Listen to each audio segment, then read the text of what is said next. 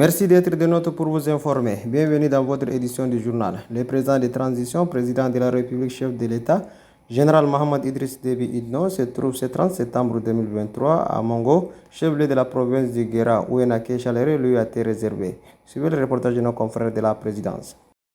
Entamé par Mongo sous un ciel nuageux et un regard protecteur de la reine du Guéra, la première étape des 3 provinces restantes dans le cadre de sa tournée nationale dans le Tchad profond, tel est le choix opéré par le président de transition, président de la République, chef de l'État, général Mohamed Idriss Déby Itno, pour boucler la boucle.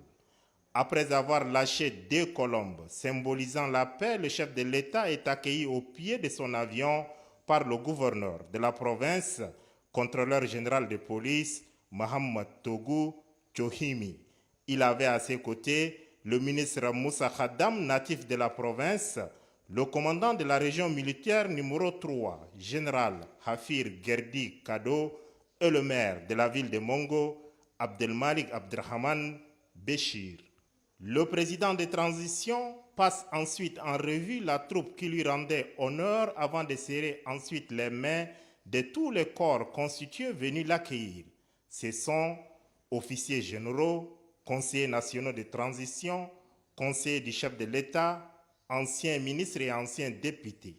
Suivent ensuite les chefs des unités administratives, chefs militaires, autorités traditionnelles, leaders religieux, délégués provinciaux, cadres de la province, chefs de service, responsables politiques et ceux de la société civile. Bref, la préséance est longue et l'énumération fastidieuse.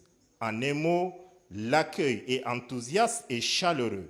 L'ambiance au pays des montagnards est chevaleresque. La liesse populaire indescriptible et la joie débordante. Le Guéra en miniature est sorti massivement pour souhaiter la bienvenue au président de transition, président de la République, chef de l'État, général Mohamed Idriss Déby Itno.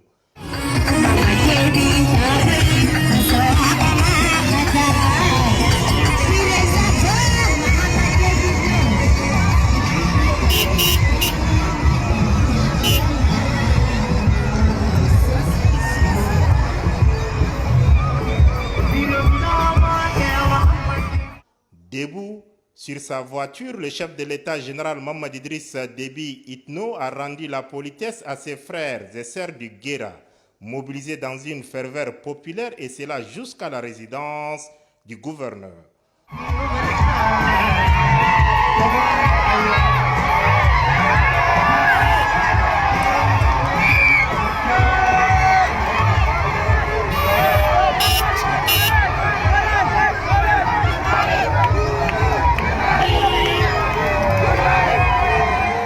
Comme lors des étapes précédentes, l'agenda du séjour du chef de l'État dans le chef-lieu de la province du Guéra prévoit une rencontre jumelée avec les autorités administratives, cadres de la province, chefs militaires et paramilitaires, responsables des associations des jeunes, ainsi que les autorités traditionnelles et les leaders religieux. Le chef de l'État mettra un accent particulier sur le respect de l'autorité de l'État, l'avancement du processus de transition à l'aune de la mise en œuvre des grandes décisions issues du dialogue national inclusif et souverain, la cohabitation pacifique et le retour au travail de la terre. Et puis, le président du parti Piste, Natoy Alaringar, a tenu un point de presse le 30 septembre 2023 relatif à la situation socio-économique du pays. Suivez un extrait de son propos. Par un chaos généralisé en Afrique francophone, aux grandes dames de nos peuples qui aspirent à une vie pacifique et au développement harmonieux, qui sont profitables à tous et à toute la population ou le peuple africain. Oui, l'Afrique et les Africains ont besoin de la paix et de la stabilité pour travailler à leur épanouissement. Cela implique la fin du paternalisme occidental.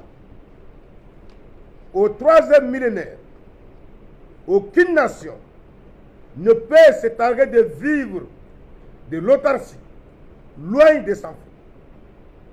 Mais l'Afrique a besoin d'un partenariat gagnant-gagnant.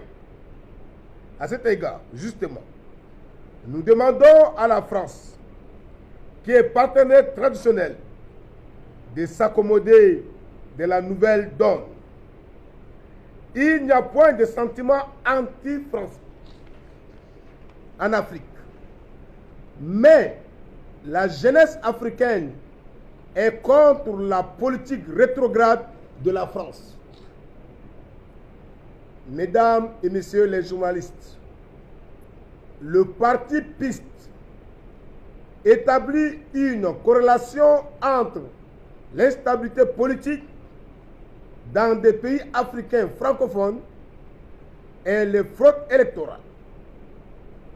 Aussi, dans les perspectives des consultations référendaires à venir, le PIST enjoint-il le gouvernement de mettre les bouchées doubles pour l'organisation d'un référendum libre, transparent et démocratique.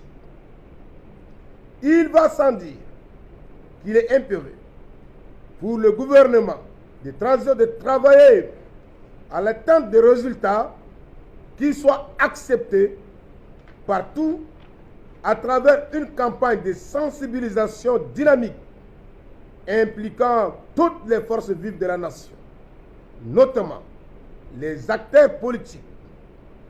Dans cette lancée, le parti PIST réclame la place des fédéralistes dans le gouvernement d'union nationale.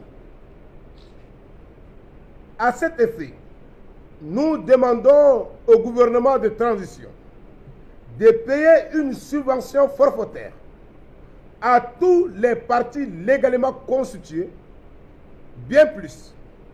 En conformité avec la loi du pays, nous exigeons le paiement des subventions dues aux partis déclarés éligibles par la Cour suprême.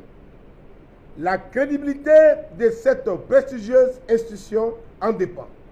Je vous remercie de votre aimable attention. Le vice-président du Haut Comité de pilotage, Ngormbaye Djegolta Arma, a tenu une conférence de presse ce 29 septembre 2023, une conférence relative à l'état de suivi des résolutions et des recommandations du DENIS, suivant un extrait de son propos, au micro de Moussa Mahamat. Par résolution, recommandation par recommandation, qu'est-ce qui a été fait?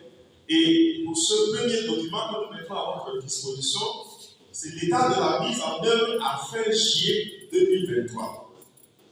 Cela vous permet exactement de regarder et de voir, par exemple, si je prends l'axe numéro 1, quelle est la première résolution, quelle est la recommandation qui a été prise, qu'est-ce qui a été fait de cette recommandation à fin juillet, est-ce qu'elle est mise en œuvre, est-ce qu'elle n'est pas mise en œuvre. Globalement, je dois dire que le taux d'exécution des résolutions et de recommandations à fin juillet se situe autour de 35%. 35% parce que sur les 15 résolutions et les 245 recommandations, en ce qui concerne l'axe 1, le taux d'exécution est de 33,33%. L'axe 1 concerne donc les questions de sécurité, de réconciliation, de paix, de cohésion nationale. L'axe 2 qui concerne donc le retour à l'ordre constitutionnel et qui a été beaucoup plus caractérisé par les activités comme la révision du fichier électoral et bientôt le référendum. Tout cela, c'est dans l'axe 2. Alors, à l'axe 2, nous sommes à plus de 35%. L'axe 3, qui concerne donc l'état de droit et la gouvernance, à fin juillet, la mise en œuvre est de l'ordre de 33,12%. Et l'axe 4 qui concerne donc la relance économique, quelles sont les mesures, quelles sont les dispositions en amont qui ont été déjà mises en œuvre. Nous sommes donc à 33,33%. À ce jour, je voudrais simplement dire que nous avons réellement besoin de la contribution des médias. Parce que beaucoup de nos concitoyens, après le dialogue sectoriel, Je referme cette édition. Merci de l'avoir suivi. À demain, Inch'Allah.